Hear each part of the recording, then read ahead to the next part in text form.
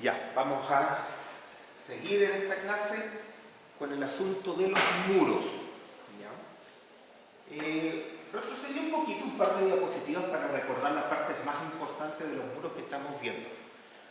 Hay dos tipos de muros en general para las estructuraciones. Uno son los muros de corte, que son muros correspondientes a edificios bajos, que tienen una carga axial o una carga vertical relativamente baja comparada con su resistencia, y esos muros en general no tienen un problema importante. El problema lo tienen los muros de flexo-compresión, que son muros altos. Cuando estamos pensando en estos muros de flexo-compresión, ¿cierto? Son muros que tienen mucha altura, edificios de varios pisos, ¿ya? Y eso lo que genera es que tengan una carga axial importante. Como se trata de muros que tienen mucha altura, en realidad estos muros trabajan más como una viga en voladizo, ¿ya? Una viga vertical. Con eso, ¿cierto?, la forma de disipar energía que tienen estos muros es generar una rótula plástica en la base. Ahora, a diferencia de una columna, ¿cierto?, donde la rótula plástica puede tener un tamaño de, no sé, 1 o 2 veces la altura de columna, la altura de sección, en este caso la rótula plástica de un muro puede tener fácil, no sé, por un piso o 2 pisos. Una cosa bastante más grande. Como concepto es lo mismo, no es muy distinto a una columna, pero el tamaño del muro hace que esto pueda ser un problema, porque además, como el muro tiene una longitud que es importante, ¿cierto? Los largos del muro son, no sé, 4 o 5 metros o más. Entonces, claro, al generar una flexión acá, se generan curvaturas. Y esas curvaturas, ¿cierto?, generan épsilon, deformaciones unitarias, en el acero en tracción y en el hormigón en compresión, ¿cierto?, que son lineales con esa curvatura. Démosle una vuelta a eso. Si el elemento tiene una altura de sección que es pequeño, con una misma curvatura va a tener deformaciones unitarias pequeñas. Si el elemento tiene un tamaño grande, como el largo del muro, con una misma curvatura va a tener deformaciones unitarias que pueden ser muchísimo más grandes. Y por eso es que se nos empiezan a generar problemas en estos muros de flexo-compresión, porque para cubrir curvaturas relativamente pequeñas vamos a tener que generar deformaciones unitarias en el acero y el hormigón que son grandes. Las deformaciones en el acero no tienden a ser un problema, pero las deformaciones en el hormigón sí. ¿Ya? El hormigón en principio anda bien cuando se está deformando un 3 por 1000 o menos.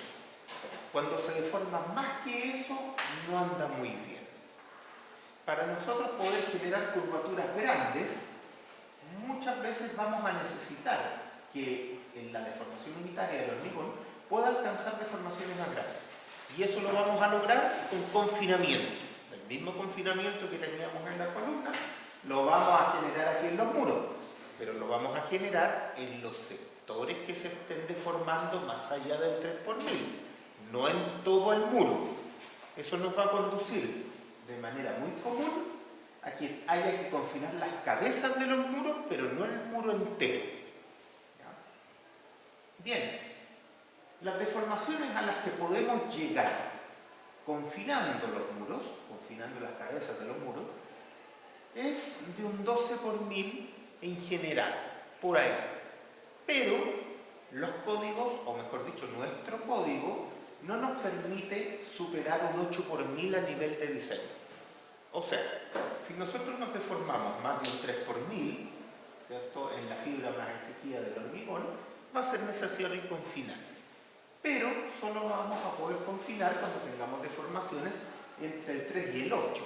Si nos pasamos del 8 ya no hay vuelta.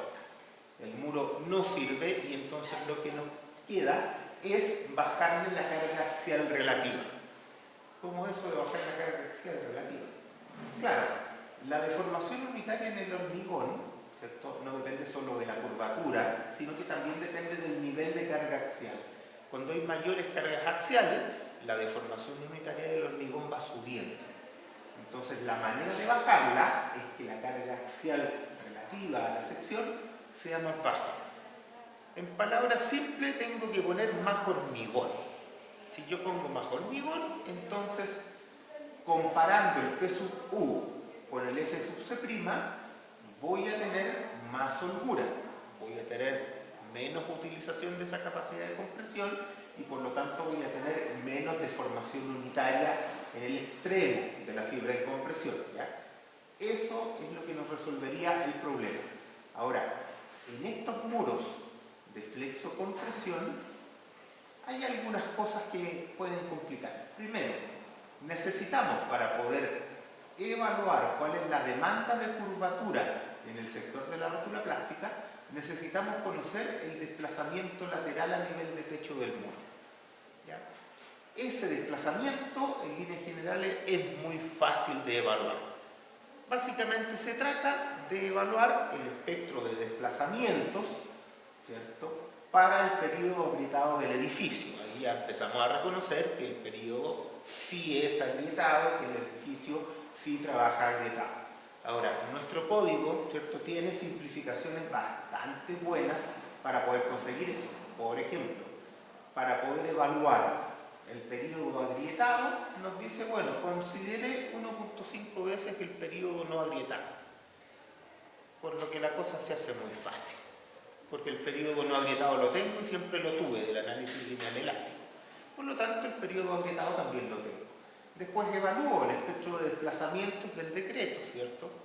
Y con eso nos va a dar una deformación, pero nos va a dar una deformación de primer modo. Entonces, como hago la superposición de todos los modos, si esta cosa viene por definición de un análisis inelástico, por lo tanto no tengo cómo resolverlo si no hago un análisis sofisticado. Bueno, lo que dice el código es multiplique por 1,3 el desplazamiento del primer modo, y eso es un buen estimador del desplazamiento de techo y la contribución de los modos superiores. O sea, en términos simples, ese delta U lo calculamos con dos ecuaciones y es re fácil.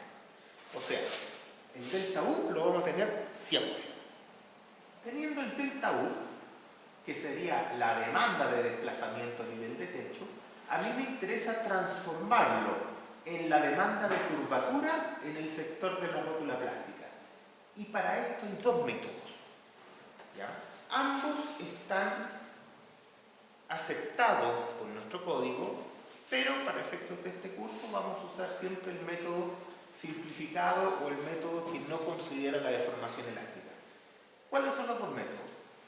Bueno, el simplificado es re fácil, y es decir, mira, no hay deformación en todo el muro, salvo en el sector de la rótula plástica. Listo. Por lo tanto, uno verá desde el eje de la rótula plástica, entonces yo tengo un brazo hasta allá, y entonces, ¿cuánto será el giro acá abajo? Bueno, fácil. El delta dividido en el largo y con eso me da el giro. Tengo el giro. Ahora, el giro todavía no me sirve. A mí lo que me sirve es la demanda de curvatura, no la demanda de giro. Para transformarlo en curvatura, ¿cierto?, este método simplificado dice, bueno, divídalo por la longitud de rótula plástica. ¿Cuál es la longitud de rótula plástica? Vaya a saber uno, depende de la bibliografía que use.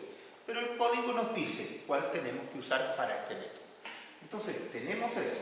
Entonces, básicamente el giro, ¿cierto?, lo dividimos por la longitud de rótula plástica y vamos a suponer que tenemos una curvatura uniforme en todo ese largo. Cosa que evidentemente es mentira, pero que nos sirve para poder evaluar esto. Con esas condiciones, nosotros vamos a poder evaluar la demanda de giro en el sector de rótula plástica. Y con eso ya podemos analizar la sección, ¿ya?, qué es lo que nos va a llevar a que esto tenga cumplimiento o no, ¿ya? Entonces, uno de los pasos más importantes es obtener la demanda de curvatura. ¿Cuál es la curvatura que yo tengo que aguantar? Ese es uno de los problemas grandes. Ahora, el segundo método, para que lo conozcan y más adelante vamos a ver esas ecuaciones, es decir, miren, en toda la altura del muro que no está plastificando, yo sí tengo deformación. Tengo curvatura elástica. Evidentemente la curvatura elástica es notablemente elástica. Y por eso normalmente uno diría, oye, pero si yo considero la deformación elástica, la verdad es que los resultados no deberían variar demasiado porque eso debería cooperar muy poquito. Eso dice la teoría, pero cuando ocupamos las ecuaciones, cuando tratamos de resolver esto, nos damos cuenta que la demanda de curvatura, al considerar la deformación elástica en toda la altura del muro, baja bastante, baja mucho. Entonces, muros que a lo mejor no cumplían al considerar el método simplificado, empiezan a cumplir al considerar el método de la deformación elástica. Ahora, ¿cuál es mejor, cuál es peor? Es bien complejo este asunto. Yo les digo, para efectos de este curso, usemos el método simplificado y en la práctica, en la medida que se pueda, también. Ahora, hay casos en que definitivamente no se puede y bueno, ahí consideraremos la deformación elástica. Cuando estamos haciendo revisión de algo que no cumplió o le falta poco, podemos incorporar la deformación elástica, ¿ya? Pero en general los resultados son tan diferentes que genera ciertas dudas. Las curvas de interacción, ¿cierto? Aquí tenemos una curva de interacción, ¿cierto? Que ya todos conocemos. Sabemos que desde el punto de balance hacia arriba, por definición y en ausencia de confinamiento, el hormigón ya está al 3 por 1000, por lo tanto está fallando. O sea, más capacidad de giro no le podemos sacar desde el punto de balance para arriba. Desde el punto de balance para abajo, por definición, el acero está fluyendo y el hormigón no ha llegado al 3 por 1000. Como no ha llegado al 3 por 1000, yo le puedo sacar más curvatura desde ese punto hacia abajo. Puedo hacer girar más la sección, en particular hasta que alcance el 3 por 1000 en el hormigón. ¿Ya? Entonces, de aquí para abajo, por definición, siempre hay ductilidad. De ahí para arriba, no. A menos que confine el hormigón porque ya está llegando al 3 por 1000. Entonces, ojo, tenemos que tener este tipo de cuidado. ¿Qué nos dice esto? Bueno, mientras más abajo tenga usted su punto P sub U, más posibilidad de tener una buena deformación de curvatura, una buena curvatura en su sección. Es por eso que la carga axial nos molesta tanto. La carga axial nos molesta porque nos quita la capacidad de curvatura. Ese es el problema que tiene. Y en estos muros de flexo-compresión, que se caracterizan por pertenecer a edificios altos donde la carga por pisos, esto se va acumulando hacia abajo, entonces nos empieza a causar algunos problemas.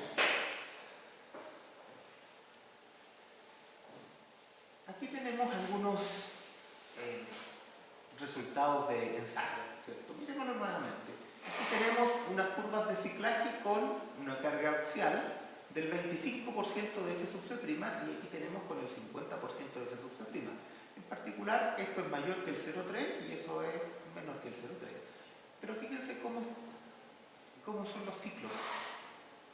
Aquí, si bien tenemos ciclos, ¿cierto? Y hay disipación de energía, el ciclaje de acá lo puedo mantener hasta deformaciones, rotaciones en particular, que es lo que me interesa, mucho más grandes.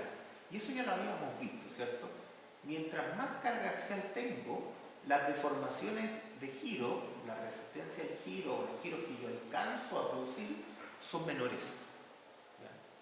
Por lo tanto, aquí voy a poder desarrollar desplazamientos de techo que son más bajitos. Y en líneas generales eso me podría conducir a un colapso prematuro. Entonces, ojo, desde ya, la carga axial, uno de los primeros indicadores de que estas cosas andan bien y mal. Una carga axial, después lo vamos a ver mediante código, pero menor que el 0,3 F sub C' es requisito. Muros T, que es donde quedamos la última clase, ¿cierto? Los muros T tienen un problemilla, y es que cuando yo deformo hacia allá el muro, entonces voy a estar comprimiendo el ala de la T.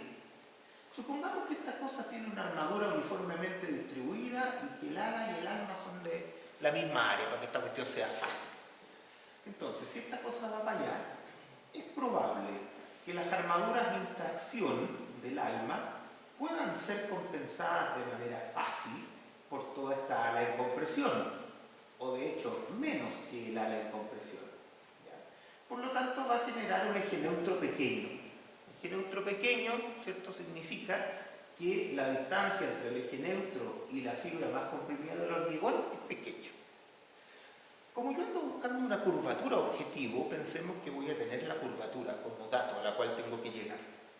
Para esa curvatura, tener un eje neutro pequeño es idéntico a decir que tengo deformaciones unitarias en el hormigón pequeñas. Y tener un eje neutro grande significa que tengo deformaciones en el hormigón grandes, cosa que es un problema. O sea, desde ya, cuando el muro T está comprimiéndose en el ala, lo más probable es que no tenga ni un problema.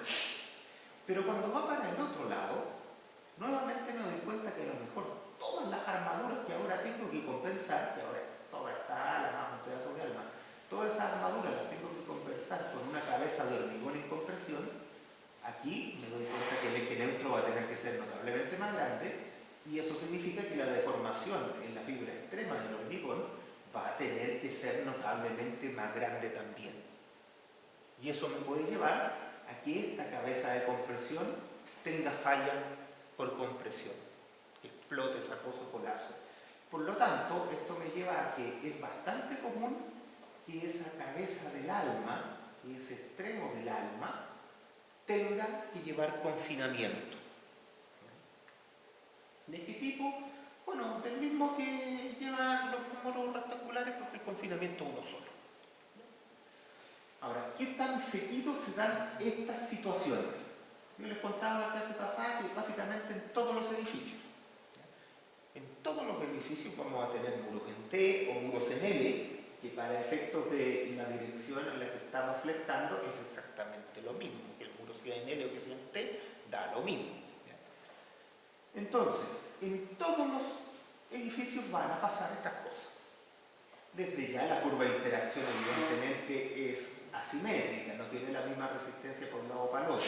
Pero lo que andamos buscando nosotros no es solo que los puntos MU, P sub U estén dentro de la curva de interacción, eso es básico, pero no es lo que nos interesa, lo que nos está interesando es la capacidad del giro.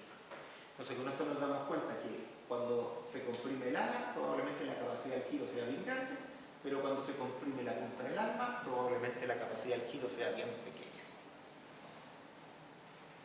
Los edificios tienen muros T, muros L, muros rectangulares y todos tienen que ser analizados para saber si necesitan o no necesitan el confinamiento. Es muy común que los muros T y L necesiten confinamiento en las puntas. Claro, a lo mejor cuando este muro se flecta hacia el otro lado, a lo mejor va a necesitar confinamiento en esas puntas también. Pero eso vendrá del análisis para el otro lado. ¿Con qué cosas hay que tener un poco de cuidado? Los muros, ¿cierto?, cuando se modelan, se tienen que modelar acoplados. ¿A qué me refiero con eso? Que un muro que va en una dirección, ¿cierto?, este por ejemplo con este otro, el modelo o la forma en que ustedes lo modelen tiene que reconocer que en el encuentro de los muros hay compatibilidad de deformaciones verticales. Si eso no se da, entonces el modelo está malo y el diseño también lo va a estar. ¿Ya? Es un error que hoy por hoy es absolutamente inaceptable. Hoy día nosotros modelamos estos muros con mallas de elementos finitos que por sí solos nos dan la compatibilidad de deformaciones verticales en los encuentros de muros. Pero antiguamente esto se podía modelar con elementos frame, por ejemplo un frame de ese tamaño hacia arriba y otro frame de este tamaño hacia arriba. Y claro, había que mediante vínculos cinemáticos poder lograr que en el encuentro de los muros se pudiera tener la compatibilidad de deformaciones verticales para que esos dos elementos finalmente trabajaran como uno solo, que es lo que a mí me interesa reconocer. ¿Ya?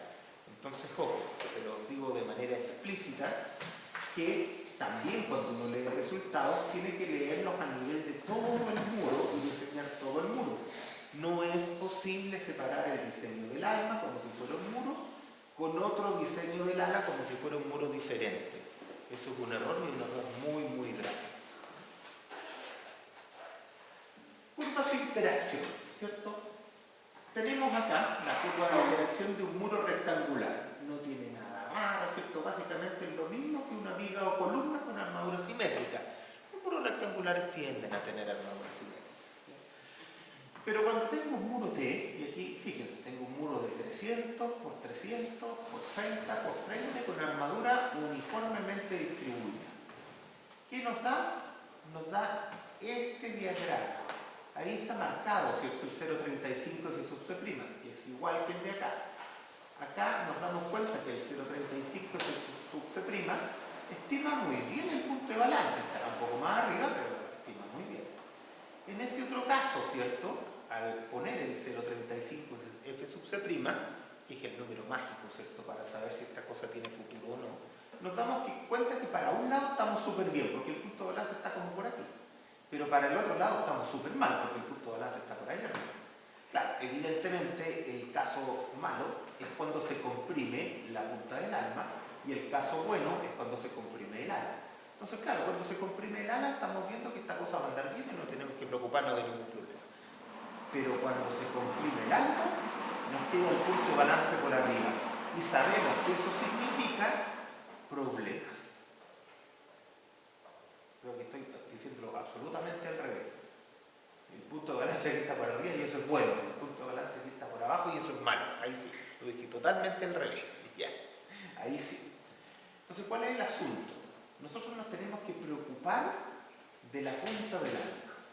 ¿Cómo lo hacemos? Les voy a insistir, el código nos dice que el P sub U tiene que ser menor, creo que dije 0,3, parece que el número es 0,35. Bueno, más adelante lo vamos a confirmar cuando leamos los requisitos específicos que tiene el código.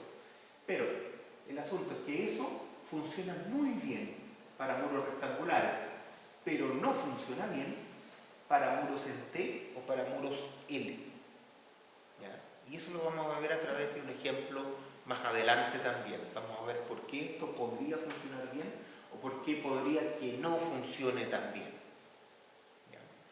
Por el momento, si yo tuviera la posibilidad de elegir, diría, ok, apliquemos el 0,35 F sub C', pero solo en el área del alma.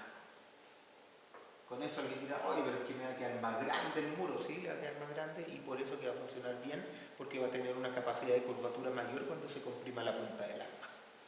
¿Ya? Entonces, si yo puedo hacer eso, aplicar el 0,35 F sub C', pero solo en el área del alma, esta cosa funcionaría bastante mejor. Pero el código nos permite otra cosa. Vamos a ver que esa otra cosa no necesariamente es buena, pero el código lo permite. Diseño de muros especiales a flexocompresión. Ahora ya nos vamos un poquito adentro del código. ¿Qué nos dice? Y aquí, ojo, yo todavía estoy refiriendo a NSH 430 más decreto 60 que nos permite el uso de ACI 318 del 2008 con las correcciones que el decreto impone. ¿Ya? Cuando salga la nueva 430, ustedes tienen que estudiar esa 430 porque va a estar permitiendo el uso de ACI 318 del 2019, por lo tanto van a cambiar, quizás no los requisitos desde el punto de vista conceptual, pero van a cambiar desde el punto de vista a qué hacen referencia, porque en las versiones más actuales se ha reordenado también el código mucho.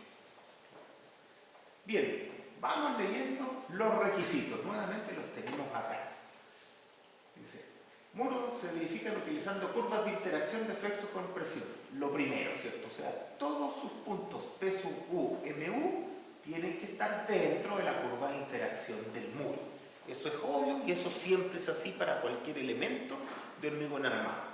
¿Qué pasa? Que esto simplemente es un inicio y no necesariamente significa que vamos a llegar con ese muro hasta el final del diseño. ¿Ya? Ahora, así anota estos puntitos cómo andan, cómo está el punto de balance, está por ahí. Ya, todos los puntitos están debajo del punto de balance, entonces esta cosa tiene futuro. 21952 del decreto 60 dice, el verificar el diseño de las secciones transversales compuestas L, T o C, donde se dan los muros C. Normalmente en la caja de ascensor, en la caja de escala, ahí aparecen los muros C. Se debe considerar la sección completa con todas las armaduras especificadas. Alternativamente se puede verificar utilizando el ancho efectivo del ala. Claro, cuando el ancho del ala del muro es mayor que el ancho tributario, entonces uno lo hace más chiquitito para efectos de la verificación.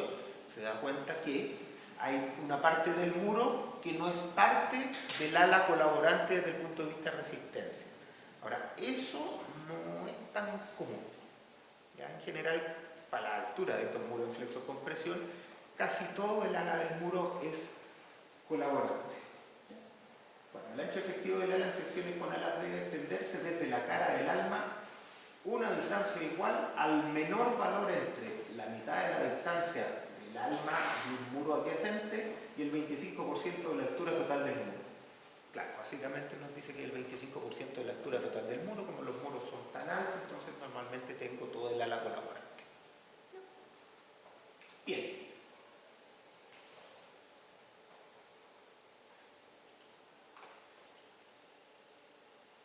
(21.953) dice: el máximo valor de P sub U actuando en la sección transversal debe ser 0,35 F sub C'. Aquí no se nos olvide ese valor nunca más. O sea, estas líneas rojitas que están acá son lo que me limita dónde pueden estar los puntos P sub U. Arriba de eso, simplemente no. Abajo de eso, ¿nos da capacidad de curvatura? Sí, nos da capacidad de curvatura. ¿Toda la que necesitamos? No necesariamente, porque aquí todavía yo no sé qué capacidad de curvatura tiene el muro, pero tampoco sé qué capacidad de curvatura me están exigiendo, ¿cierto? La demanda de curvatura viene del delta U, que yo lo transformo en un phi sub U como demanda de curvatura. ¿Ya? Cuando tenga la demanda de curvatura, recién voy a saber si estos muros son capaces de cumplirla. Si no la cumplen, voy a tener que empezar a confinar. Y el confinamiento tiene un límite.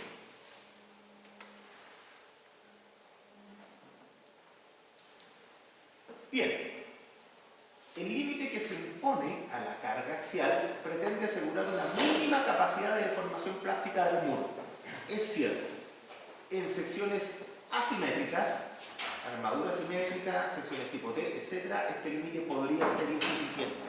Claro, lo estamos diciendo, pero no pasa de ser un comentario al pasar. ¿Ya? Dice que podría ser insuficiente. ¿Por qué no dice que directamente es insuficiente? Bueno, porque depende. Depende de la exigencia de curvatura que tengamos sobre ese muro. Si la exigencia de curvatura es suficientemente baja, a lo mejor va a ser suficiente. ¿Ya? Pero si la exigencia de curvatura es normal, ni siquiera alta, es muy común que ponerle el 0,35 F sub C' en toda el área a un muro T o un muro L no funciona. La sección crítica, dice, la sección crítica de todo muro con razón de aspecto HWH, altura largo mayor que 3, o sea, todos los muros altos que van a trabajar en flexocompresión, debe tener una capacidad de curvatura phi mayor que la demanda de curvatura. Claro, obvio, si no, no funciona. Determinada a través de la expresión tanto. Aquí no vamos a ver. Alternativamente, se permite calcular phi sub U con la expresión 21.7b. Ese es el método que incorpora las deformaciones elásticas. Esta verificación se debe hacer considerando la mayor carga axial consistente con la deformación del tau. Otra vez. La mayor carga axial consistente con la deformación del tau. Ya. La deformación unitaria E sub C del hormigón, la fibra más comprimida de la sección crítica del muro, debe ser menor que el 8 por 1000. Claro, si no, ni siquiera puedo confiar. Eso de el mayor P sub U otra vez nos causa problemas. Si nosotros tenemos muros, ¿cierto? Y voy a ir a muros rectangulares, ¿no? Para que sea fácil. Si nosotros tenemos muros rectangulares en voladizo, sobre los que descargan las losas piso a piso, ok, el sismo va para allá, para acá, y en realidad no le da mucha carga axial. Quizás nada. Ahora, si yo tengo un segundo muro, y tengo vigas entre estos muros, ahí la cosa ya se puso complicada, porque la carga axial en el muro empieza a depender de la capacidad de esas vigas de acople. En particular, la compresión será entonces la carga gravitacional más los P sub E que puedan desarrollar todas las vigas que están acoplando, que podría ser un valor bastante importante. Entonces, claro, cuando yo tengo muros emboladizos con muchas corrientes que no se están acoplando con nada, feliz de la vida, el P sub 1 cambia mucho. Lo podríamos considerar bastante estable, mucho más fácil que en las columnas. Pero cuando tenemos vigas que acoplan muros, esta cosa se complica porque vuelvo a transformar el problema en el mismo que tenía en las columnas. ¿Y cuál es? Que la compresión va a depender de cuánta carga están tomando las vigas o a qué nivel están fallando las vigas. Eso podría generar una carga P sub U notablemente mayor. Ahora, supongamos que no tenemos las vigas de acople porque se está dando que no hay tantas ya. Vamos a poner menos vigas de acople. Bien, no hay vigas de acople entre los muros. Todos los muros van de piso hasta techo continuo sin vigas de acople. Ok, puro emboladizo. Ya, pero tengo losas que descargan en todos los muros. Y las losas, por muy delgadas que sean, generan una suerte de acople. También trabajan como viga. Ahora, como tienen una altura notablemente menor que una viga, acoplan poquito.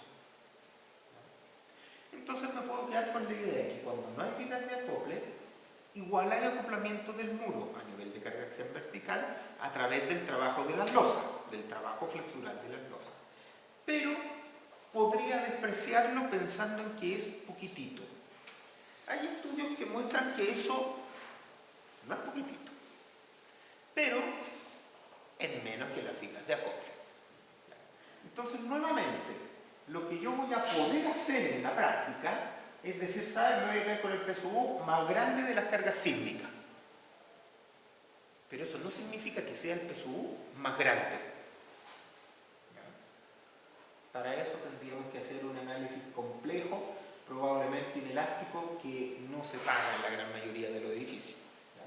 Así que, ojo, si hay losa, puedo quedarme bastante tranquilo con el P sub U que viene de las combinaciones, pero también sé que el que se va a producir probablemente sea mayor.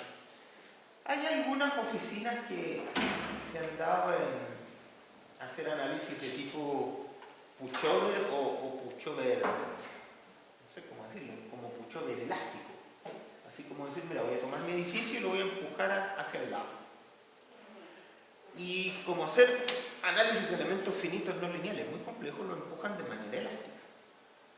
Claro, lo empujan hasta alcanzar la deformación de techo, que yo sé que tiene que alcanzar por diseño porque ya la calcula el delta U. Y entonces ahí leen y dicen, mira, la carga axial que tienen mis muros, consistente con el delta U, es esta, porque yo empujé mediante un análisis pucho en mi edificio y entonces ahora yo leo la carga axial de los muros. ¿Ya? Hay oficinas que lo hacen así, a mí me parece que no es correcto, me parece que es incorrecto, pero podría ser conservador, ¿ya? Porque, por definición, para alcanzar el delta U, yo estoy en el rango inelástico. Cuando tengo inelasticidades, las cargas se empiezan a relajar bastante. Por lo tanto, el P sub U que yo obtengo de un análisis lineal elástico pushover debería ser mayor que el que realmente yo podría alcanzar. Desde ese punto de vista, esa forma es conservadora. Ahora, es bastante fácil hacer un pushover lineal elástico. Entonces, por ese lado, podría ser. Aunque es un número que es conservador y no sé qué tan conservador puede ser. Ya, no lo sé en realidad. Bien, tenemos problemas con el P sub U, pero son menos que con las columnas. Bien, y la deformación en el epsilon C nunca puede superar el 8 por 1000. Bien, vamos de nuevo. ¿Cómo es el delta U? Veamos, dice, se debe diseñar de manera tal de tolerar las demandas de deformación impuestas por el sismo. Claro, obvio. Ahora, lo importante es darse cuenta que las demandas de deformación impuestas por el sismo no son el 3 por 1000 y el 2 por 1000 del que hablamos de los drift de entrepiso, que eso se hacía con otro espectro. ¿Se acuerdan de esa parte? Que el diseño por resistencia se hace con un espectro de fuerza. ¿Ya? Después se calculan los drifts de entrepiso, ¿cierto? Con ese mismo espectro de resistencia y se limitan al 2 por 1000 con el R adentro. Eso era un criterio de diseño. Pero ahora que sí vamos a analizar deformaciones, ya esa metodología queda fuera, se va. Y lo que tenemos que hacer es otra cosa. ¿Cierto? Dice, aparece una nueva metodología de diseño enfocada en la demanda de desplazamiento y no solo de resistencia. Adicionalmente se limita la deformación del hormigón comprimido para evitar daño. Ok. Esta es la deformación delta U a nivel de techo. Es 1.3 por incluir modos superiores y llevar esto al techo. Y es el SDE, que es el espectro de desplazamiento, que sí viene en el decreto, no el espectro de fuerza, el espectro de desplazamiento, este es el que tiene el C sub D. ¿Ya? Y evaluado en el periodo agrietado del edificio. ¿Ya? Bien, el periodo agrietado yo lo podría estimar, ¿ya? Pero también el código me dice simplifíquese la vida y diga que el periodo agrietado es simplemente 1.5 veces el periodo no agrietado. ¿Ya?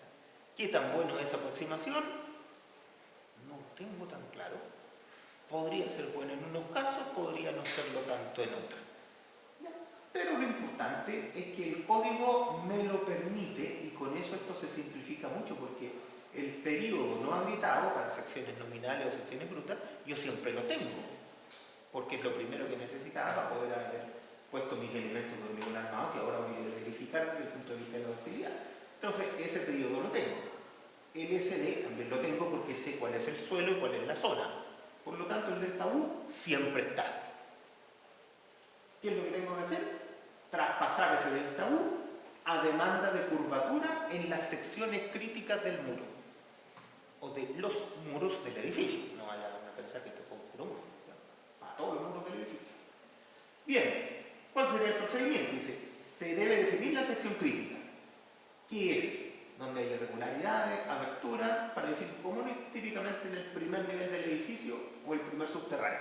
Claro, si el muro es igual en toda su altura, típicamente es el primer piso, donde se maximiza el momento. También en irregularidades, por ejemplo, donde el muro tenga cambios de sección en altura. Ahí podremos nosotros tener una sección crítica que también va a haber que evaluar. Se debe estimar la demanda de desplazamiento. Ok, ya lo entendí, delta.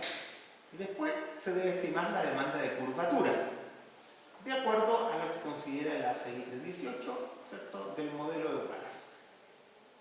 Miremos un poquito cuál es el modelo de Wallace. ¿Qué dice Wallace? Bueno, nada muy complejo. Dice, si tengo un elemento en voladizo, voy a tener diagramas de momentos, si esta es la carga, ¿cierto? Si yo aproximo mi carga sísmica por un patrón de ese tipo, podría tener un diagrama de momentos lineal elástico de este tipo, que me lleva a un diagrama de curvatura lineal elástico de este tipo, mientras el muro no alcance su primera fluencia o alcance solo la primera fluencia. ¿Ya? O sea, el phi sub G, que es la primera fluencia del muro, me genera que todavía estoy dentro del rango lineal elástico en todo el muro. Bien, si yo tengo un diagrama de curvatura, bueno, es fácil calcular la deformación lateral teniendo un diagrama de curvatura. ¿Cierto? Eso es directo. Entonces tenemos una deformación en el techo. Perfecto, ningún problema. Después, si esto se sigue deformando, ¿cierto?, ¿qué va a pasar? Va a haber una zona acá que va a empezar a aumentar la curvatura. En esta zona, ¿cierto?, que aumenta la curvatura, las curvaturas van a ir desde el phi sub U, acá abajo, hasta el phi sub G, un poco más arriba. ¿Ya? Entonces, ¿qué dice esta metodología? Dice, ok, yo sigo calculando mi deformación lateral allá arriba con las componentes elásticas, pero va a haber una componente inelástica, ¿cierto?, que yo evalúo como el phi sub U menos delta I, en todo ese largo, y con eso, ¿cierto?, yo voy a evaluar el delta inelástico que tengo que sumar acá. Perfecto, y lo hago con este criterio. Digo que la rótula plástica empieza acá, ¿cierto?, tiene ese largo, tengo aquí una curvatura relativamente constante, que es phi sub u menos phi sub y, ¿ya? Y con eso evalúo la componente inelástica.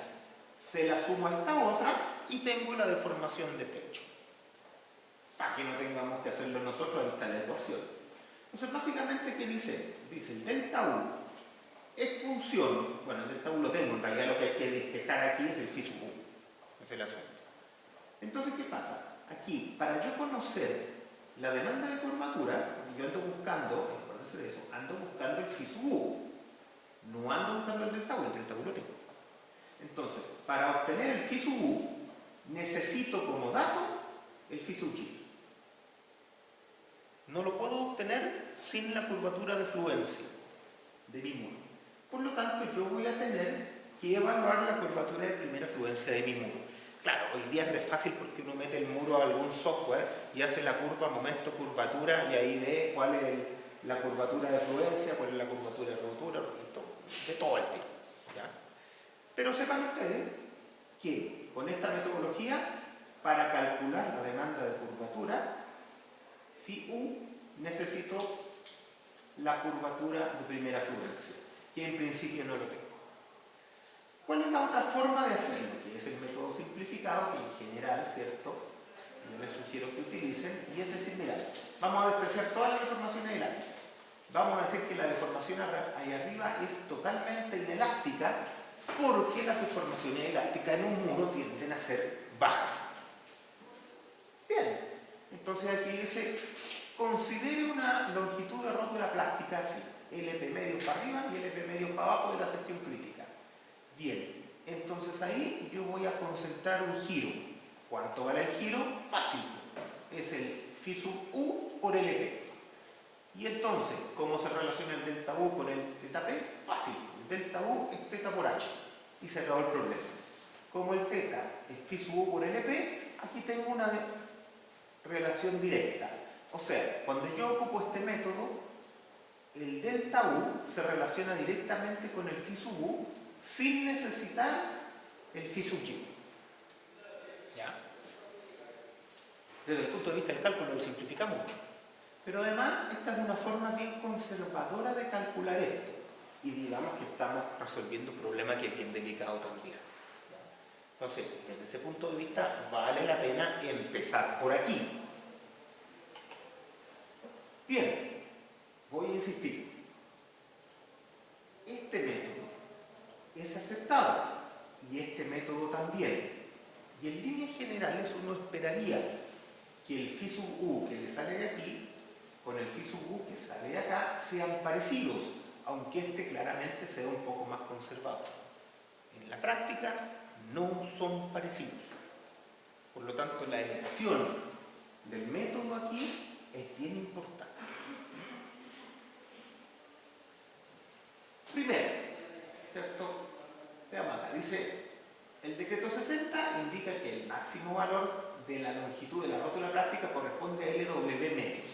Ya, o sea, la rótula plástica del muro va a tener la mitad del tamaño del muro. El tamaño del muro se mide en horizontal. Si el muro tiene 5 metros, bueno, LW medio será 2,5 metros. ¿Ya? Esos son los tamaños de rótula plástica que se van a usar. De ahí para adelante, todo se hace fácil. Bien, del primer método me sale que el phi sub u, ¿cierto?, despejo y vale esto. Ya, alguien dirá, pero me salió un delta E, me salió phi sub e. Sí, pero estas cuestiones son funciones del phi sub g, así que da lo mismo. ¿Ya? Básicamente tengo que tener el phi sub g y con eso despejo la curvatura. Del método simplificado, básicamente esta cosa es directa, ¿cierto? Reemplazo ya el LP por el LW medio y me queda esto. O sea, básicamente tengo una relación muy directa entre el delta U y el phi sub u. Por eso que esta es la que se ocupa casi siempre. ¿Ya? Es la que vamos a ocupar nosotros en este curso, en las pruebas, en las tareas, ¿cierto? Y sí, no creo que no tengo nada que ocupemos el otro. Nosotros no lo ocupamos nunca. ¿Ya? ¿Cómo funciona esta cosa? ¿Cuándo tenemos que confinar? ¿Ya? Ya tenemos el phi sub u, ya lo podemos calcular, ya lo tenemos en la mano. Tenemos la demanda de curvatura. ¿Ya? Entonces ahora lo que tenemos que hacer es ver qué le pasa al muro cuando yo le meto esa curvatura. Entonces, ¿qué tenemos como dato? El dato del muro, porque el muro yo ya lo tengo. Ya hice la curva de interacción, ya lo puse en el modelo, ya tengo el muro. ¿Ya? Ahora, si el muro no cumple, bueno, tendré que hacer todo de nuevo hasta que cumpla. Pero el muro lo tengo. Tengo el tamaño, tengo el espesor, tengo la armadura, tengo todo del muro. ¿Qué me interesa aquí en este punto?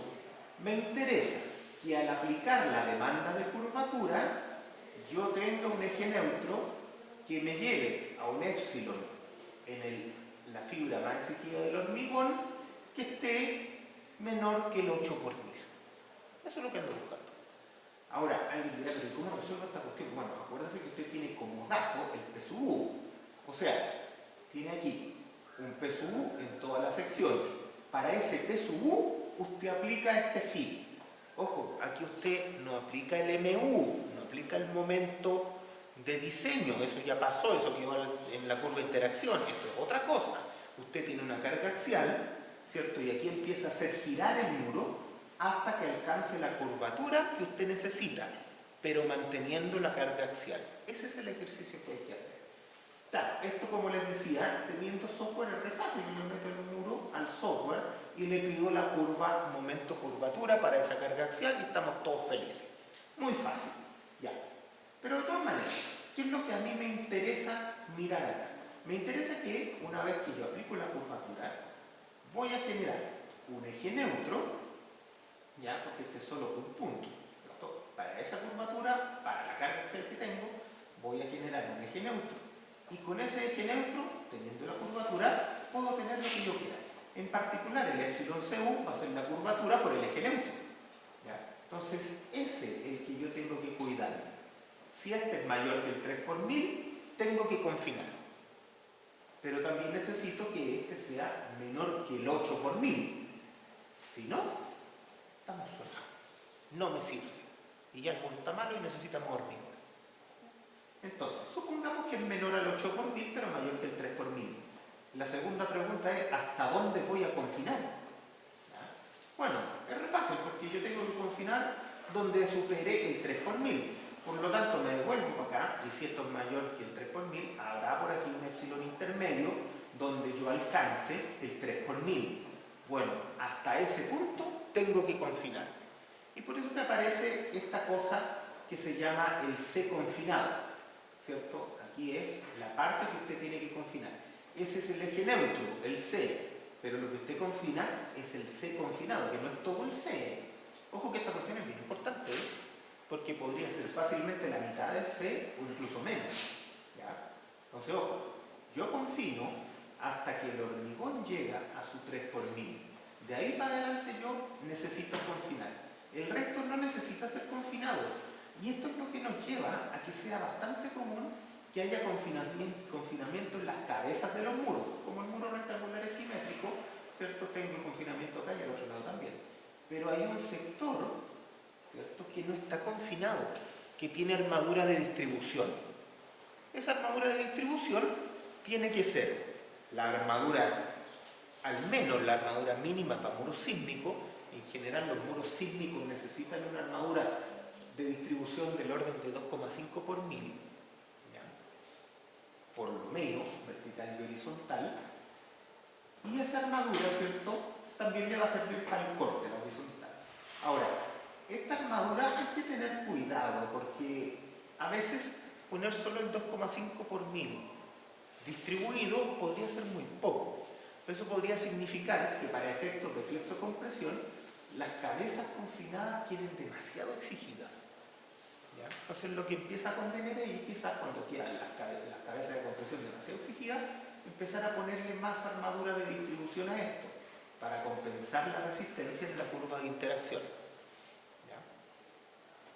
Bueno, eso lo podemos ver después. Pero ojo con eso, la armadura de distribución es al menos el 2,5 por 1000, ¿cierto? Para muros sísmicos, puesto en 2 capas. Y lo que yo voy a necesitar aquí en las cabezas de compresión son columnas confinadas. Los mismos requisitos que nosotros vimos para confinar columnas son aplicables a estas cabezas de compresión. ¿Qué va a ser? Va a ser una columna equivalente.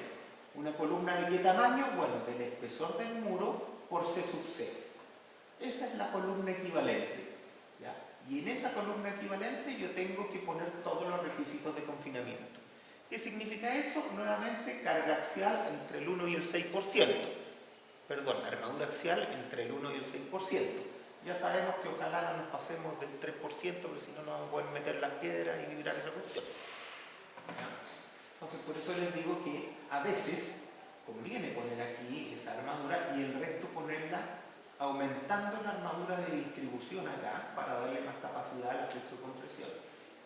Después, estas cabezas, ¿cierto?, que son columnas, también van a necesitar armadura de confinamiento tal cual lo necesitaría una columna. O sea, las trabas que van para allá tienen que cumplir con el A sub SH en este ancho y los estribos que veo acá para este lado, S y S, tienen que cumplir con el A sub SH con este ancho de acá. ¿Ya? Entonces tengo que construir una columna confinada de hormigón al interior del muro. Eso también nos lleva rápidamente a que necesito tamaño mínimo, porque si el muro es de 10 centímetros no tengo posibilidad de construir eso. ¿Ya? Normalmente esto nos lleva a que los muros, para que puedan ser confinados, necesitan espesores importantes. Se habla de unos 40 centímetros. A lo mejor 30 podrá ser. Hay que ver lo que permite el código, pero con 40 centímetros estamos confinando bien. Ahora alguien dirá, sí, pero es que con esto, un muro de 40 centímetros puede ser mucho. Sí, pero usted puede tener cabezales que son un poquito más grandes que el resto del muro. El resto del muro podrá ser de 20 centímetros y a lo mejor usted puede poner cabezales acá que sean de 40. También se puede. ¿Ya? Entonces, ojo, aquí empiezan a aparecer varias posibilidades de resolver el problema que son más prácticas. Bien, veamos las ecuaciones que hay acá. Dice, a ver, el epsilon C acá, vale phi u por C. Sí, vale phi u por C. Pero el phi sub u, yo ya lo había despejado de la diapositiva anterior. Si lo reemplazamos, entonces queda que el epsilon C vale eso. Está perfecto. Ok. Ahora despejemos al revés. Despejemos el C. Despejemos aquí, el hormigón en compresión. El eje neutro. Lo despejamos y me da esto. Entonces, ¿qué pasa? Aquí yo me doy cuenta que yo podría reemplazar el epsilon C por un 3 por 1000. Con esto, ¿qué significa? Si yo meto el 3 por 1000 acá, significa que llego a un C, a un eje neutro límite. O sea, si el eje neutro es mayor que esto que me va a dar acá, tengo que confinar. Entonces, si yo meto el 3 por 1000 acá, me da más o menos esto. Que se parece mucho a esto, que es la ecuación que aparece en el decreto. Básicamente significa que cuando el eje neutro es mayor que eso, necesito confinar. Tan simple como esto. Es muy fácil en realidad porque usted tiene el LW, usted tiene la altura del muro y usted acaba de calcular el delta U. Por lo tanto, con esta ecuación inmediatamente sabe si tiene que confinar o no. Tiene una buena idea inmediatamente. Bueno, ACI 318, y aquí es donde hay que tener harto cuidado. ACI 318 tiene un mínimo para esta ecuación que nosotros no ocupamos. ¿Ya? Nosotros calculamos el delta U y con eso evaluamos si necesitamos confinar o no. ACI 318 tiene un mínimo. Si nosotros aplicamos ese mínimo a los edificios nacionales, habría que confinarlos todos. Y sabemos que eso no es necesario. ¿Ya? O sea, antes no confinábamos ninguno, eso estaba mal, sí. Pero tampoco es necesario confinarlos todos. Hay que confinar cuando la demanda de desplazamiento así lo indique. ¿Ya? Por lo tanto, aquí tenemos una diferencia súper grande con ACI 318. ¿Ya? Con lo que hay que tener cuidado. Entonces, bien, nos sale aquí una ecuación mágica bien simplecita para saber inmediatamente cuando tenemos el delta U si vamos a tener problema de confinamiento o no. Fíjense que en líneas generales el eje neutro depende poco de la armadura. Depende bien poquito. Y Y eso porque las armaduras son simétricas y de alguna manera se van compensando. Ahora, eso es en muros rectangulares. En muros T, esta cuestión no es así. En muros T pasa cualquier cosa. ¿Ya? Y nada de lo que estamos viendo aquí es tan fácil de ver. Veamos acá, ¿cierto? Nuevamente. Tenemos aquí el eje neutro. Tenemos que esta es la zona de confinamiento. Bueno, ¿cuánto vale la zona de confinamiento?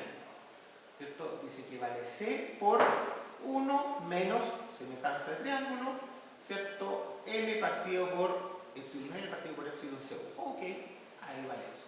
Como el epsilon CU ya lo puedo evaluar, ¿cierto? Directamente por C por phi, aquí puedo ver más o menos dónde queda el epsilon L. Cuando yo ya tengo que confinar, el epsilon L por definición es 3 por 1000, porque de ahí para arriba tengo que confinar. Bien, si yo lo reemplazo, me queda esta ecuación. Entonces, básicamente, tengo que el cálculo del C sub C también depende de una manera bien fácil de estos valores, pero aquí ya tengo que tener el C, y el C tengo que calcularlo, ¿ya? Con la curva. ¿Qué nos dice aquí? Dice, esta expresión difiere de lo expuesto en la 6318, que es lo que le estaba diciendo, ya que dicho código consideró apropiado para los edificios típicos de muros construidos en Estados Unidos, eligieron delta U partido en delta T mínimo de 1,5. ¿Ya? Les piden una deformación de techo mínima de 1,5%, que no es mucho. La verdad es que es súper razonable. Pero los edificios chilenos tienen criterios de deformación de entrepiso mucho más exigentes. Por lo tanto, es bastante común que tengan exigencias de desplazamiento que son menores, que pueden tener, no sé, un 0,5%, un 1%, es súper común. ¿Ya? Que las deformaciones del techo estén notablemente más bajas que lo que se permite en edificios equivalentes en Estados Unidos. Pero eso porque está limitado directamente a los de los bordes. No, este es un criterio de diseño que viene en la 6318 y que es aplicable a todo edificio, pero norteamericano. Ahora, para ellos ese criterio está bien. Para nosotros ese criterio está mal. ¿Ya? Porque nosotros tenemos edificios que se deforman menos. Y como se deforman menos, ese mínimo es muy alto. Con este mínimo, todos los edificios habría que confinar. Porque nosotros llegamos a desplazamientos del techo del orden de 0,5, 1% sin ningún problema. ¿Ya? Entonces, eso aquí en Chile no corre, porque habría que confinarlos todos. Ahora, lo que sí corre son las ecuaciones que vimos para arriba. Estas ecuaciones sí corren, pero no con este mínimo, no con ese delta U partido en HT de 1,5. Eso es lo que no corre, porque nos llevaría a confinar todo.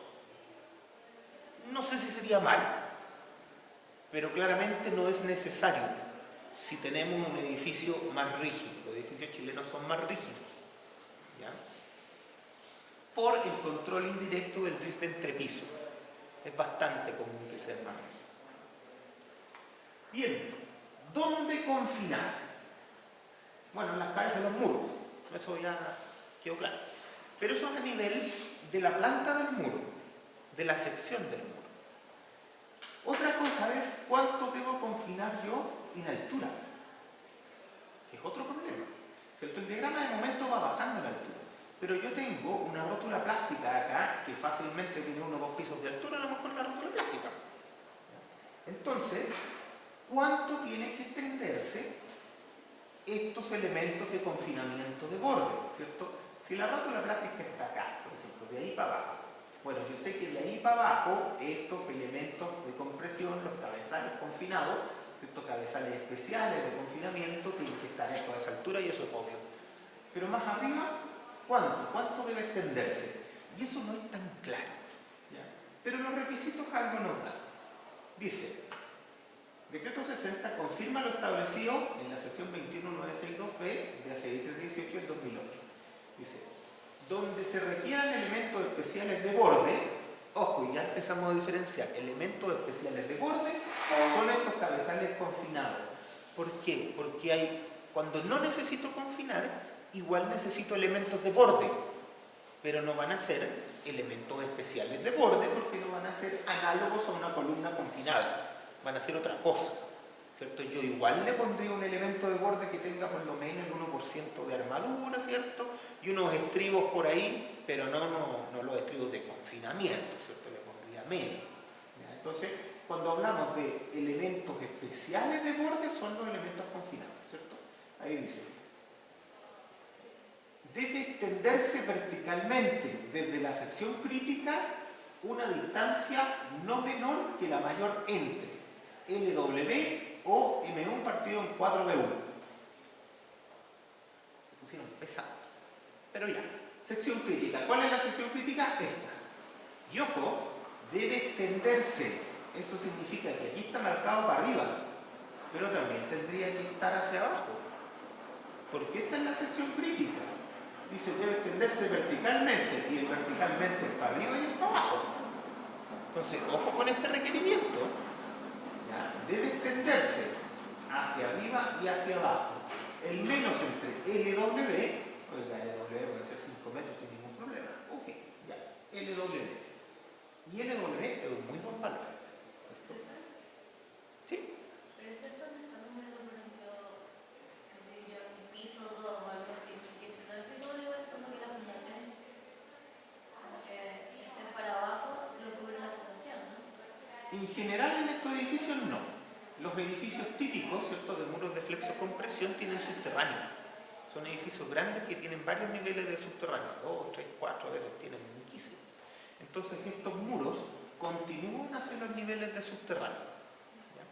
Y por eso que va a necesitar también el confinamiento. ¿Dónde se produce el momento máximo? Normalmente aquí a nivel de la losa de trancamiento. ¿Cierto? Nosotros tenemos estos muros, ¿cierto? Y no están sembrados en el suelo ahí en la tierra. En general, el edificio, ¿cierto?, es así, y aquí se hace grande.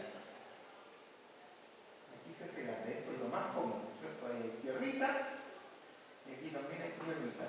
Esto es lo más común. Claro, ¿cierto? Arriba tengo una suerte de torre, y abajo normalmente los estacionamientos tienen más planta, porque ocupan todo el área disponible que yo tenga, ¿cierto? Y tienen varios pisos, ¿cierto? Los edificios más grandes, aquí, digamos, los móviles, todas esas cosas, aquí están estacionamientos públicos, todas las cosas, pero si no, de todas maneras tengo estos estacionamientos. Y a veces un nivel subterráneo es común a varias torres, a varios edificios. ¿Ya? ¿Qué es lo importante? Que esta losita de acá, es la que se llama losa de trancamiento, porque ahí es donde golpea todo el corte horizontal que trae el edificio. Ahí se mueve. Y esta losa puede tener armadura en planta que es bien importante. No es como las losas de piso para arriba que tienen re poco corte. Esta losa tiene alta carga. Y esta losa es la que se encarga de traspasar los esfuerzos a todos los muros perimetrales. Y estos muros perimetrales, ¿cierto?, que son muros de contención en general, estos muros perimetrales se llevan esas cargas. Entonces los elementos que empiezan a aparecer aquí adentro, muros, columnas, lo que sea, son elementos gravitacionales. ¿Ya? No tienen carga lateral, porque al estar acoplados mediante las losas, ¿cierto?, mandan todo a los muros perimetrales, que son muros muy rígidos, son muros de corte. No son muros de flexocompresión, trabajan a corte puro. Entonces eso hace que cuando tengo muros de ese tipo, el muro a lo mejor llega hasta aquí y yo tengo que seguir confinando para abajo, pero para abajo no hay momento, sino que está solamente el efecto de confinamiento de los cabezales de ese muro. ¿Ya? Entonces por eso que siempre nos preocupamos como hasta el primer piso de modelar estas cosas para hacer estos análisis. Ahora cuando uno hace un edificio de verdad lo modela completo, incluso con los subterráneos, con todas esas cosas para ver cuál es el efecto que tiene aquí esta losa de atrancamiento, que es muy importante. ¿Ya? Entonces, ojo, acá abajo empiezan a aparecer a veces fundaciones puntuales debajo de los elementos, pero en general el perímetro que está con el muro de contención es el que se lleva todas las cargas laterales y está acoplado a través de esa losa. Entonces, ¿cuánto se va a extender el confinamiento? Dice LW para arriba y para abajo, ¿cierto? Pero dice no menor, o sea, por lo menos LW, porque podría ser más según eso. ¿Cuánto es eso? MU partido en 4 B sub 1. Ya. MU partido en 4 B sub 1. Ya. Entonces es más o menos por aquí. Ya. 3/4 del MU. Ya. Lo que pasa es que están haciendo una suerte de regla de 3 para decir más o menos cuánto ha bajado el MU a esa distancia. Esto es una cosa un poco rara, porque, como les conté en la clase anterior, definir cuál es el diagrama de momento no es fácil. Yo tengo el diagrama de momento MU, ese sí lo tengo, MU, pero ese es de carga reducida. Y vimos, ¿cierto?, en la clase pasada, que ni siquiera la forma del diagrama se mantiene cuando pasamos al rango inelástico, ¿cierto? Y, bueno, el valor del momento no se mantiene nunca, ¿cierto? Pero la forma del diagrama de momento también cambia. Por lo tanto, en realidad, esto no sé nada. ¿Ya? Pero es una condición que tiene esto. Ahora, confinar LW es súper razonable. ¿Ya? Apliquemos nomás eso, hagámosle caso, ¿cierto? MU de sub U, total, esta cosa está absolutamente definida. Yo tengo los diagramas de MU y tengo los diagramas de MU, porque esos vienen de las combinaciones de carga. Por lo tanto, voy a poder tener también este largo. El punto es que no sé mucho qué significa si los diagramas de momento en altura del análisis elástico no son los que va a tener realmente el muro. ¿Ya? Considerémoslo un criterio de diseño. Las armaduras de confinamiento deben cumplir los requisitos de columna. Listo. ¿Ya? O sea, lo que ya les comenté. Los cabezales especiales de confinamiento, requisito de columna. En caso de requerir confinamiento, el muro debe tener un ancho de 30 centímetros y la longitud de confinamiento debe ser como mínimo BW. Ya, eso significa que usted no puede confinar menos de 30 centímetros. ¿Ya? O sea, por lo menos un elemento cuadrado en la cabecita del muro. ¿Ya? Por lo menos. Ahora, lo típico es que cuando yo tengo que confinar, el muro confinado lo tenga que subir hasta los 30 centímetros, y lo más típico todavía es que yo confine harto más que el BW. Esto en un muro de 5 metros, fácilmente yo voy a confinar el primer metro a cada lado. ¿Ya? Eso es lo más común. Ahora, si estoy llegando a confinar hasta el eje del muro, significa que ese muro va a quedar confinado entero, y eso probablemente me está indicando que necesito más hormigón en el muro. ¿Ya? Que es un muro demasiado exigido que tiene que estar confinado entero. ¿Ya? Sería una cosa que nos lleva al otro extremo de esto. ¿Cómo disponer armaduras de confinamiento? Miremos un poquito este modo. Un modo que nos da hartas cosas. Por ejemplo, un muro T tiene armadura de repartición, ¿cierto? Que en general, estas son de la serie, pero básicamente vamos a tener una armadura de repartición que no es menor que el 2,5 por 1000, que es para muros sísmicos.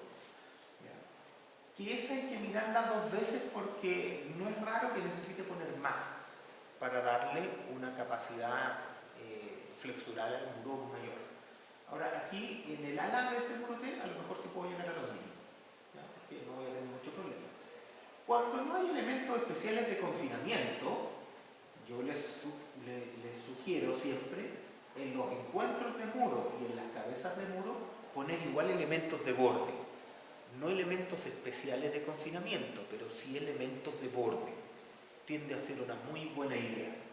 ¿Qué es un elemento de borde? Bueno, ponga por lo menos una columnita cuadrada con 4 fierros en la esquina, ¿cierto? Y estos fierros serán el 1% de este cuadradito, ¿ya? Y le pone sus estribos normales, ¿cierto? Un 10 a 20, una cosa así, que no se vea tan extraño. ¿Ya? Ahora, cuando usted tiene que confinar, ¿ya? Y eso va a pasar aquí, por ejemplo, en las puntas, tiene que generar la columna confinada de ese tipo. ¿Ya? Y ahí aplican todas las prescripciones que vimos para columna. En particular, aplican la de agarrar las barritas. El muro, a diferencia de columna, aquí agarramos todas las barras. ¿Ya? Es muy raro que no tenga que agarrar todas las barras. Además, como el ancho es tan pequeño, 30 centímetros por lo general, llego a que rápidamente tengo que agarrar todas las barras y a que la separación de estribos en altura es muy chiquitita. O sea, los 10 centímetros que habíamos visto en otros lados, aquí es difícil que sea más. O sea, separar los estribos más de 10 centímetros es muy, muy raro. ¿Ya? Aquí sí que no pasa porque el muro tiene 30 centímetros de ancho. Entonces, por lo general voy a poder poner, tal como se muestra aquí, voy a poder poner 3 barras. 3 barras acá, 3 barras acá, y de ahí para allá las voy a estar separando más o menos 10 o 15 centímetros. Pero los estribos también en vertical se van a separar como 10 centímetros. Les insisto, aquí, a diferencia de las columnas, vamos a agarrar todas las barras. Entonces vamos a tener muchas trabas para allá, y esta traba acá no siempre está. Esa solo cuando se necesita, pero bueno, no está siempre, pero está harto. ¿Ya? Y estas otras siempre están, siempre aparecen. ¿Ya? Entonces, ojo, aquí aparece la columna confinada que yo tengo que poder construir. Ojo que esta columna confinada que tiene un tamaño C sub C, también nos tenemos que dar cuenta que el C sub C es un mínimo. O sea, si yo tengo que confinar por lo menos, por inventar 55 centímetros, ya esta cuestión podrá ser de 60 o 70, va a dejarme más tranquilo, no hay ningún problema. Ahí tengo que ir cuadrando los tamaños y cuadrando las armaduras, porque el detallamiento de esta armadura ya no va a ser tan fácil. ¿Ya? Tengo muchas armaduras que definir acá, tengo las armaduras de repartición, las armaduras de elemento especial, ¿cierto? Las armaduras de encuentro o elementos de orden no especial. Entonces aquí empieza a tener un poquito más de problema el definir el armado de todas estas cosas. Pero este monito es bastante bueno. Resumen. Bueno, el resumen lo ven ustedes, el diafragma de flujo. ¿No? Pasémonos, antes de ver ejemplos de los muros a flexocompresión, pasémonos a los muros de corte. Nosotros vimos que los muros de corte eran muros que correspondían a edificios esencialmente bajos. ¿Ya? Por ejemplo, el muro alto de flexocompresión se definía desde 3 veces la altura mayor a 3 veces el largo del muro. Eso es alto, ya tiene expresión. Estos serán muros más bajitos. Ahora, la gran diferencia de diseño, y voy a insistir en eso, es que el muro de corte no es un muro que tenga una carga axial vertical relevante. Aquí vamos a estar bastante lejos de que la carga axial vertical esté en el 0,35 del F sub C'. No les pasa esto.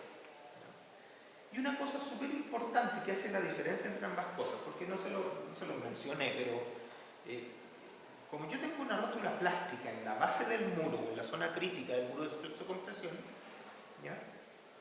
Yo lo que estoy haciendo es detallar un elemento con alta ductilidad para que pueda generar los giros que yo espero. Pero para que eso pueda producirse, el muro no puede fallar por corte antes. Por lo tanto, es aplicable el diseño por capacidad, igual que en las vigas de marco y igual que en las columnas de marco. Tengo que hacer diseño por capacidad. Eso me da un problema práctico desde el punto de vista que yo no sé, porque no conozco el diagrama de momentos inelásticos, ¿cierto? No sé, cuando el muro alcance su curvatura, qué corte B sub E va a estar experimentando. Porque los diagramas, ¿cierto?, inelásticos son distintos que los diagramas elásticos. Entonces no lo sé. Pero puedo hacer algún tipo de sugerencias para tener, o algún tipo de suposiciones, para poder generar un valor aproximado.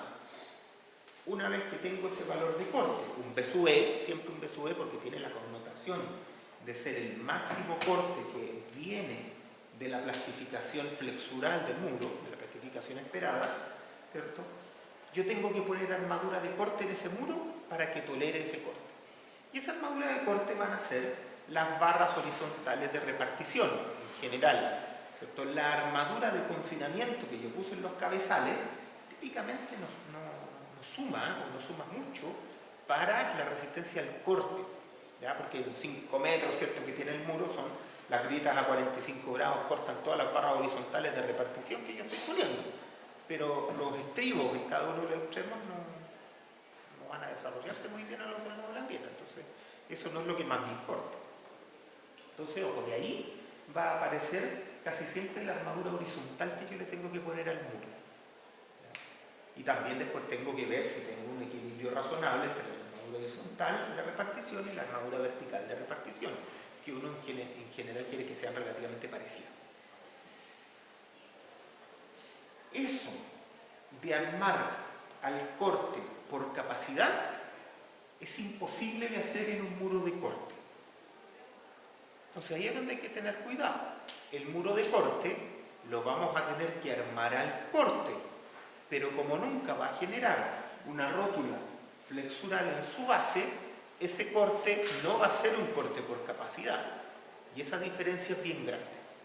¿Ya?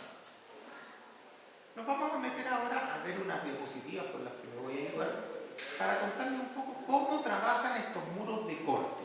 Tratemos de entenderlo juntos, ¿cierto? Aquí hay estas cosas que a veces no son muy intuitivas. Comportamientos de corte. Dice, se debe desarrollar un comportamiento inelástico a flexión. Se quiere que el muro trabaje a flexión, pero el muro tiene cortes grandes. El corte no debe controlar la respuesta de los muros estructurales. Perfecto, no debe controlar desde el punto de vista que no debe ser la falla primordial, porque el sistema pierde ductilidad. Veamos cómo son los patrones de las grietas de corte. Si se fijan, en general las grietas de corte son bastante distintas a las de flexocompresión. Las de flexocompresión eran más horizontales, ¿cierto? Las de corte son bastante diagonales. No sé si a 45 grados, pero bastante diagonales y bastante repartidas en las dos direcciones, ¿cierto? Aquí tenemos un patrón bastante clarito con grietas a 45 grados en las dos direcciones, ¿cierto? Dice, ¿cómo controlo el agrietamiento?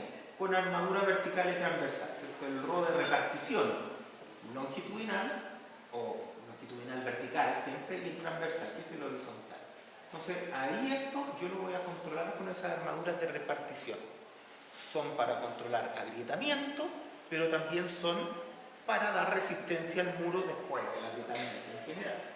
Entonces, hay dos fases de comportamiento. Dice, hay un rango elástico hasta el agrietamiento y después hay un rango post-agrietamiento que es diagonal. Cuidado con eso. Ya, dice que el muro, mientras está dentro de su rango lineal elástico, ¿cierto? Y hasta que se agrieta, tiene una forma de comportarse. Pero cuando se agrieta, empieza a funcionar de otra manera. Y sí, eso también es correcto. Se ha visto que este patrón de agrietamiento lo que genera son tensores y puntales al interior de este muro. ¿Ya? Y esto empieza a trabajar muy parecido a la metodología que hoy día se ocupa en consolas y en vigas altas, que es el modelo puntal tensor. ¿Ya? En hormigón armado con trabajo inelástico y en zonas singulares, eso es lo que controla todo el diseño. ¿Qué es una zona singular? Básicamente donde no se pueden aplicar la hipótesis de Navier. Zonas donde hay concentración de tensiones, zonas donde las cargas todavía no se han disipado suficiente. ¿Eso qué significa? Que ahí yo tengo que tener más cuidado. Zonas singulares, por ejemplo, en pedestales. Es la parte superior, donde tengo un pedestal. Pedestal, me gusta la zapata. ¿Cierto? Acá llegan las cargas, todas las cargas que yo quiera. Bueno, la zona singular, si el lado del pedestal es B, es más o menos un B de altura. En esa zona singular no vale la hipótesis de Navier ni todas estas cosas. Entonces, si yo quiero calcular, claro, la armadura vertical la calculo acá abajo, en esta zona, y eso está suficientemente lejos como para yo decir, ok, acá abajo al momento es el corte por la distancia y acá hay como una curva de interacción.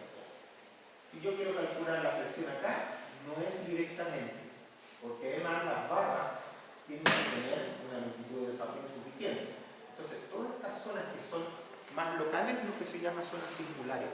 Ahí yo no las puedo diseñar o calcular con estos criterios generalistas para cualquier otra condición. ¿Ya? Ahí hay que tener cuidado.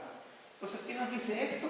Que después de que se agrietan los muros con un patrón de corte como este, voy a tener un trabajo que es de otro tipo, que es diferente al que tenía cuando el muro estaba trabajando de manera lineal elástica. O sea, que tiene harto sentido. Rango elástico y agrietamiento diagonal. ¿Qué tenemos acá? Dice, grietas de corte en el alga. Y acá, grietas iniciadas por flexión. hay varias cosas. A ver, cuando uno empieza a ensayar estos muros, se da cuenta que los patrones de agrietamiento no siempre obedecen a un puro tipo de esfuerzo. En particular, cuando estos muros son relativamente altos, uno dice, oye, ¿sabes? Aquí, a pesar de que yo quiera que esto trabaje en corte, como el muro es alto, va a tener que desarrollar de todas maneras alguna flexión. Bueno, si el corte va para este lado, ¿cierto? Aquí va de derecha a izquierda, entonces empieza a generar estas grietas. Claro, las primeras probablemente son de corte, las más diagonales, pero después empieza a haber un patrón que es más horizontal en este sector. ¿Se fijan? Y esas grietas ya no son de corte, las que están en este sector. Empiezan a ser, sobre todo las que están en el sector bajo, empiezan a ser grietas flexurales. ¿Ya?